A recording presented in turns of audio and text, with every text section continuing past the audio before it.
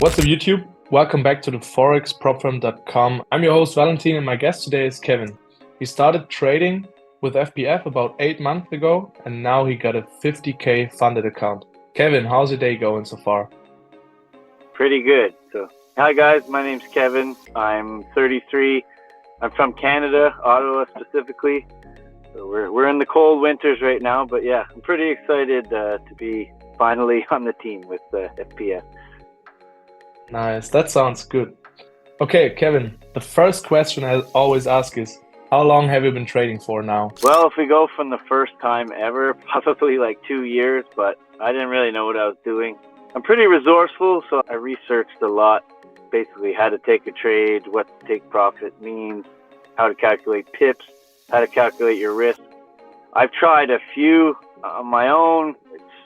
I don't think I was at that point yet, and then I definitely joined a lot of signal groups just to get an idea of how they're analyzing trades, but probably around 2 years. But I've only really felt comfortable with a strategy and myself trading on my own probably in the last 4 months. But I really dove into it, and I wanted to master it this time. So I really I dove into every strategy, every analysis I could, back testing, did what I could so I can feel comfortable myself. And obviously a lot of that is in your mind, playing with yourself, basically trying to get your head out of it and just stay calm. That's a main issue for me, I think. But about 2 years, and more consistently, I would say the last 4 months. But that's just putting everything I've learned over the last 2 years into practice. Okay, perfect. Yeah, one thing you said was that your mind was the missing piece. And one quote I always remember myself thinking about is from Mark Douglas in Trading in the Zone. And he talks about the consistency you seek is not in the market, but in your mind. So I think it really doesn't matter which strategy you're taking, but you need to get your mind in check and really, get yourself a system in place to not get your mind too much involved. So you did a really good job.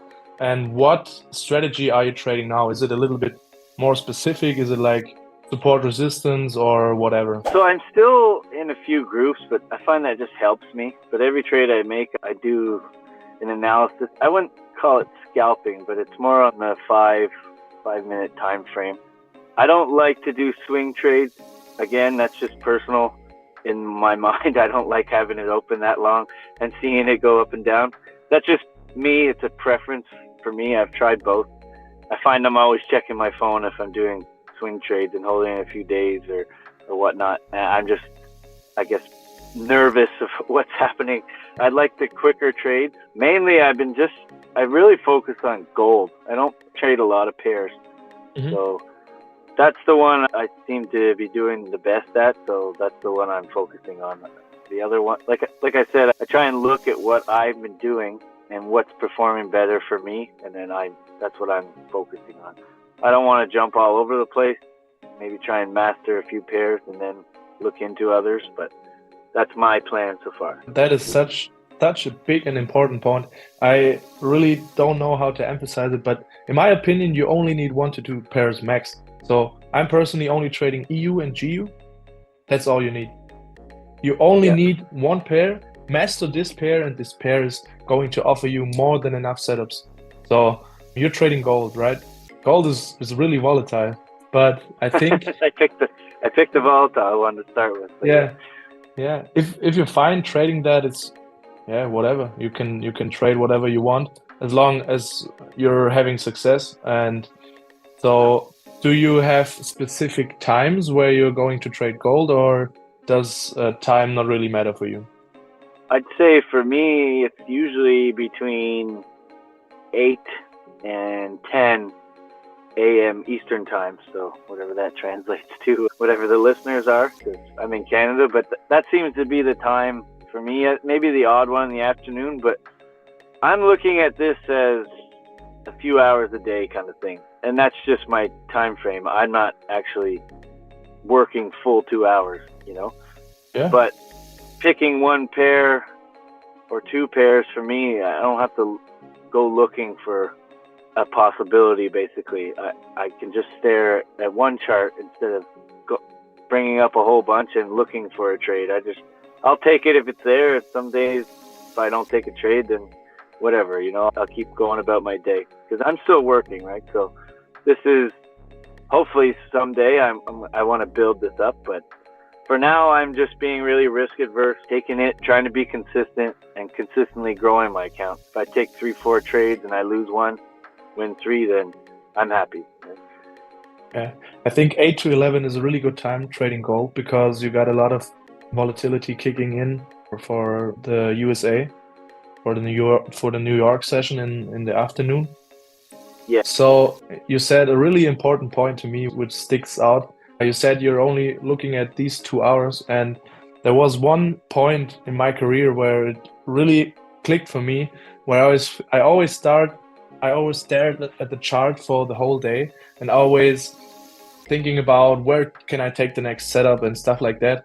And one day I was sitting there and I remembered myself thinking about that I'm trading for myself to get myself free and to get more free time. So why should I be a slave to the charts and sit there all day waiting for a setup to form when there really is nothing there? And there was a big point for me, decreasing my trading frequency, only looking at the economic calendar, then watching out which days I'm going to trade. Like, let's say Tuesday, New York session, 2 hours, and Wednesday. And that's all for me. If I don't get a trade in these 2 hours, it's okay for me. So it happens, right? I think the next setup is always around the corner. And that's a big point that always stands out to me, is to reduce your trading frequency and the timing, because you don't really want to be a slave to the markets and just set yourself free. So why staring at the charts the whole day when in reality it won't make you more profitable? Most of the time you're going to collect more losses, and then your risk to reward ratio is a lot less good than it would be if you just, let's say, 2 or 4 hours. To add on to that, like before, when let's say I just seem to hover around break even, but I actually saw a guy just recently on YouTube say it, and it's kind of exactly what's happening to me. You're so excited for Monday to come so you can get some trades in, and you're just taking as many as you can, and you end up losing. And then the rest of the week, you're trying to gain back your losses. And I kind of figured that out. Like Monday's the losing day because you're too excited and looking for as many plays as you can because you want to make money. But you got to figure out that part. So that's another part with the mind. But yeah, exactly. Yeah, and I think trading is such a big part for your mind. So you really need to preserve the mental capital. If you're losing early in the week, let's say like Monday or Tuesday, there is nothing really left to spare up for the rest of the week. If you lose at the start of the week, you're always thinking about how can I make that back and stuff like that. And really what I'm doing is waiting till Wednesday or Thursday, because most of my setups show up there, and I don't really care what happens on Monday or Tuesday. I know my trading plan is going to show up on Wednesday or Thursday, and then I'm going to take the trade. And I have so much more free space in my head right now, so I can start the week. Really, I don't need to think about the markets, and I could care less what happens. So I'm just waiting for Wednesday and Thursday, and that helped me to just reduce my frequency and be a lot more free, because trading could be stressful as well if you let it. You know what I mean? So if you're going to think about, okay, it's going to open up on Monday, I'm going to place a trade, and you lose there, you're thinking about the rest of the week, how can I make that back? And that puts you in not the optimal position, I would say. Yeah, exactly. I agree. Okay, do you have a trading plan, or I would say, what does your trading plan include? So with the funded account, obviously the whole point of that is to gain access to more capital, right? 10% on 10K accounts, not much, but 10% on 50 or hopefully bigger, right, is great, life-changing actually. So my plan is to try and hit 1% a day.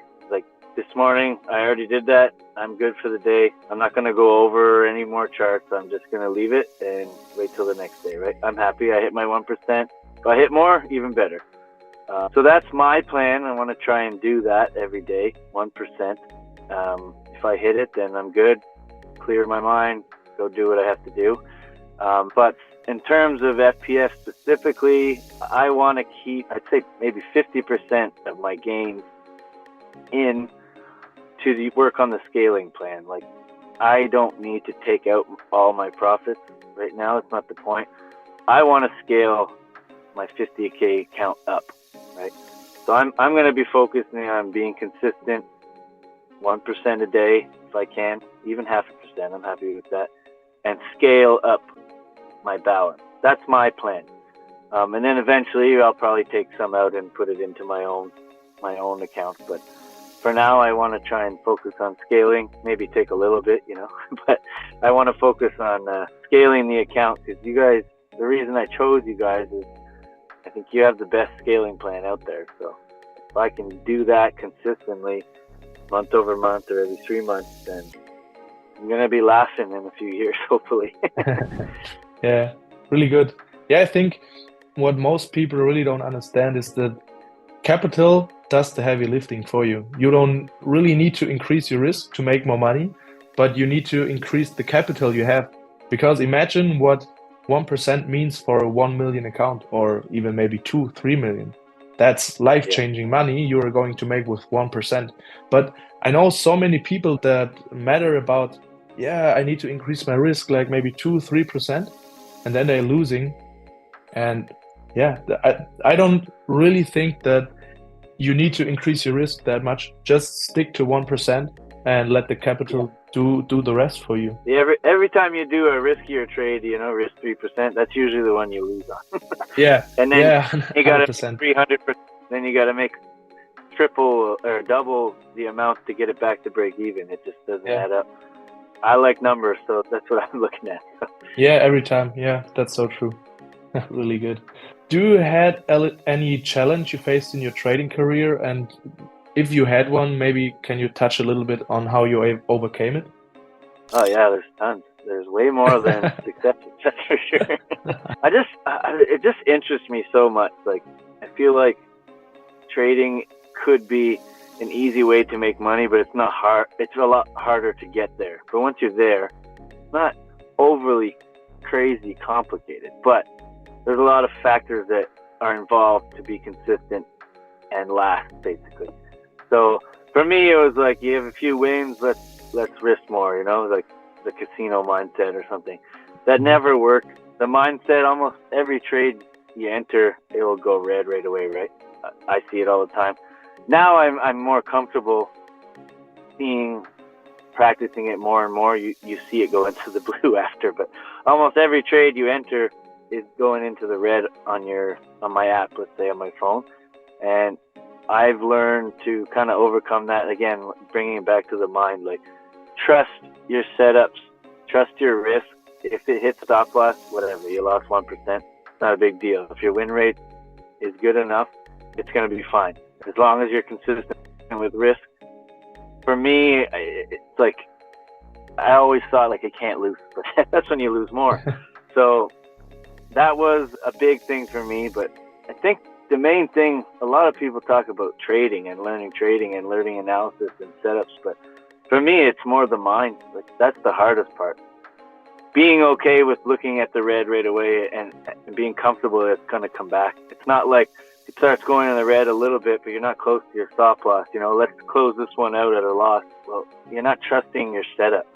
Or if it's halfway to take profit, you close it. Like, I'll do that maybe on the way to take profit 2, but not take profit 1. So I've learned to just let it ride and trust your setups instead of getting nervous and either closing a little bit of profit early or closing a little bit of loss because you're afraid it's going to go more, when most of the time after a few minutes it tends to come back and you just missed out on your take profit. Yeah, that was a big thing for me. I see it go in the red, it's like, oh shoot, it's going a a little too far than I like, and you close it at a loss, and then it ends up coming back to your take profit that you set. But it was all the mind and nervous that got to me, that then you close it with a loss when it would have been a profitable trade. So Yeah. basically just trusting the setup, staying calm, not looking at the phone all day, especially if I hit a take profit and set my stop loss to break even, then I don't care. I grab my phone out, it went out at break even. The second one, I'm still good. Or I hit take profit too, and I'm even better. Yeah. I'm never crying when I open my phone back and I see closed trades at that point. Yeah. Yeah, that's so true. I think a big takeaway for myself was to really accept the risk and to think about every trade differently. But the outcome of the trade really doesn't matter if you focus on the long term. If you're thinking about, let's say, 10 trades and you're winning, let's say 6 out of 10, and 4 of them are losers. If you stay to your risk management, just let the risk to reward ratio do the rest for you.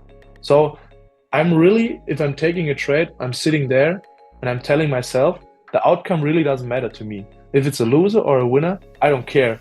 I just know I get my 6 wins, or let's say it's even 5.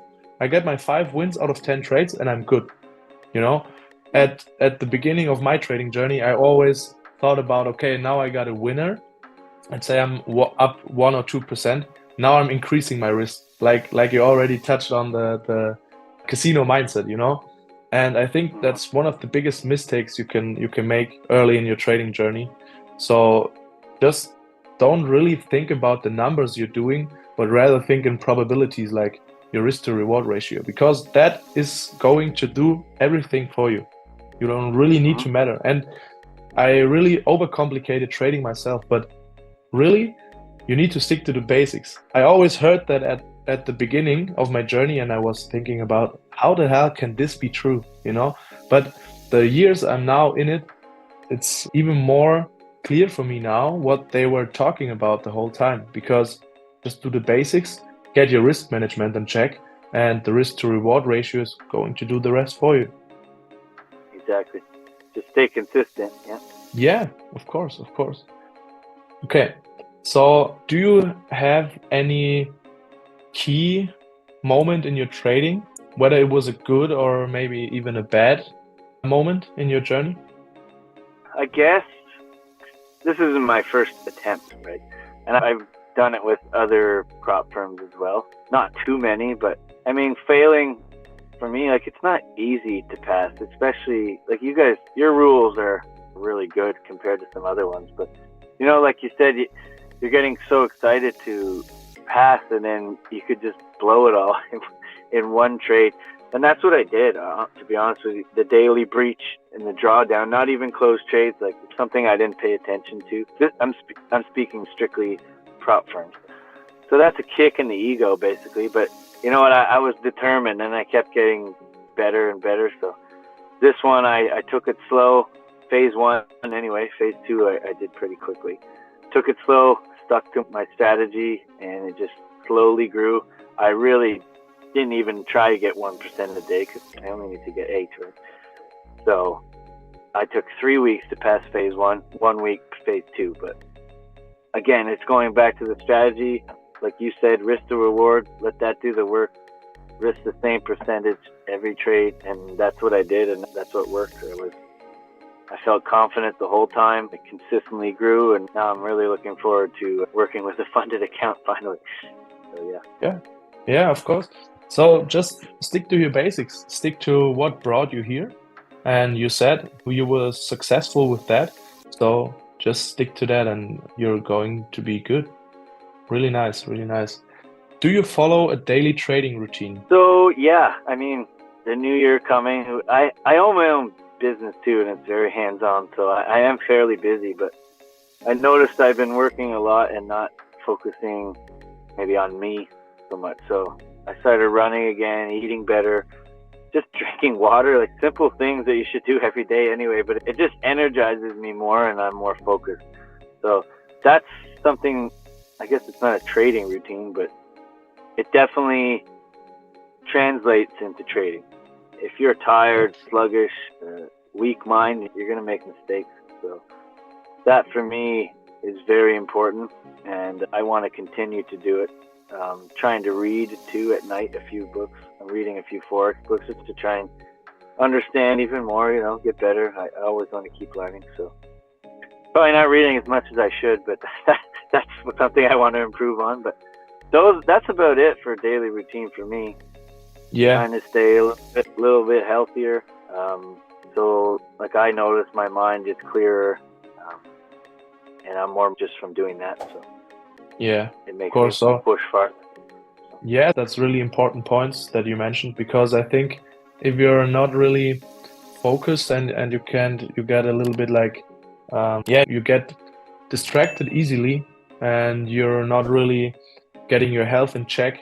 I think you are not really able to trade the markets like you would be able if you're really healthy. You're going to do running, like you said, or even reading and expanding your mind constantly. I think it definitely translates to your trading performance. And I myself saw a direct influence of that as well. So I'm hitting the gym 4 times a week, and every day prior to trading session, I'm going to the gym to just leave my mind out of it, and then I'm coming back focused. And like I already told you, I got my 2 hours, and that's the window of opportunity, and I'm focused there. If I don't get anything, I don't care. But I think eating healthy and staying healthy, expanding your mind with books and stuff like that is so important, and a lot of people really underestimate what it can do for you. Of course. Can you recap your trading strategy for successfully passing the FPF evaluation? Sure. So, like I said, my own account, I'd probably be risking 0.5% just to be safe. I wanted to start off slow and get some profit. That way I can afford some loss after. Like, I'd rather lose some of my profit than go into drawdown. So that was the main thing for the first 2 weeks, kind of build it up. And then the last week of phase one, I started doing the 1% a day kind of thing, just to try and, as I was getting close to passing it, right? So, but at the beginning, I didn't want to do that in case I had a few losses and I went into drawdown. I just wanted to play it safe, slowly build up some profit, phase one, and then go a little riskier, but still nothing over 1%. Not one trade was, and if I'm taking multiple, then I would divide that 1% amongst the trades.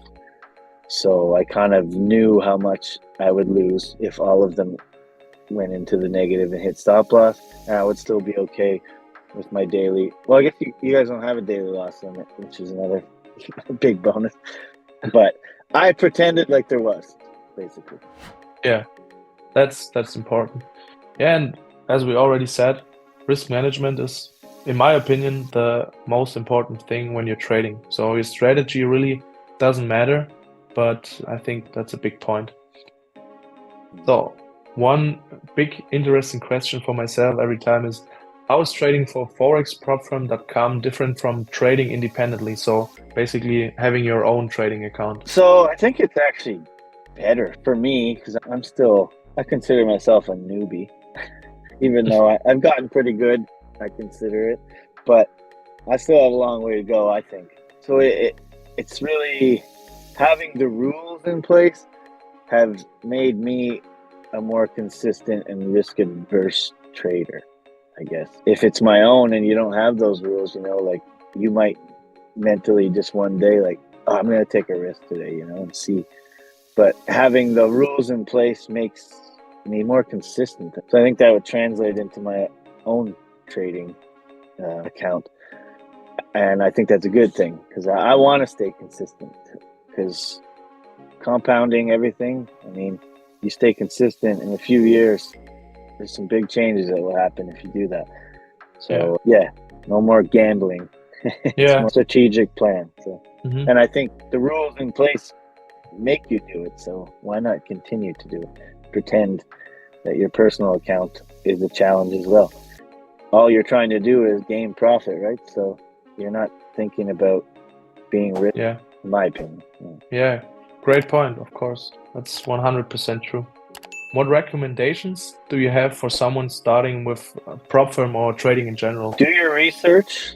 That's the main thing for me. Like when I first found you guys, I wasn't sure, right? You guys are new, come in, you know, but the ones that have been around for a while, I won't mention any names, but I don't like them. I find there's so many hidden rules. I will always talk to support, ask as many questions as I can. So I'm not gonna, like, I've passed 2 challenges with other prop firms, and then you get the, oh, you were doing something wrong, you don't get the account, basically, in simple terms. It's like, well, where was that mentioned? You know, I want to know that, so I wouldn't have done it if that's the case. And then it's like, closed doors, don't talk to us again, you failed, that's the end of it. All right, fine. So do your research, look at every rule. I always go to the FAQ section, or in your case it's the chat, but you can type in what you're looking for to make sure you understand everything before you buy a challenge. I would recommend you guys, because there's no daily loss in it. Like, you have a bad day, you're not screwed or ruined, basically. Another thing for me, I guess that's kind of 2, do your research, but the rules are the most important for me. Make sure that you're not going to breach anything, right? Some people just jump in and think, oh, I'll get a HFT bot and I'll pass in 3 days. Well, a lot of firms don't allow that. I'm sure there might be some, but I don't want to do that. And then I guess stick to your plan. Don't change it. Risk the same amount every day. Like, this is a good opportunity for you to practice risk, because it's very important. That's the whole point of you passing, right? Or not passing. You risk too much and you lose, you fail, you breach. So I guess that's nice. Yeah, that's the main awesome thing. point. I think the rules, knowing the rules of each challenge, and then sticking to your strategy, paying attention to risk. Like, I have an app that calculates my risk based on the stop loss, pips, and my balance, so I know exactly what lot size to put. I don't really guess. Yeah, really important. Yeah, very nice. Thank you so much for your time, Kevin, and thank you for sharing your insights in your trading story and how you became funded. If you guys want to know more about FPF, you can go to the first link in the description. That's it for the interview today. See you guys in the next video on the channel. Take care.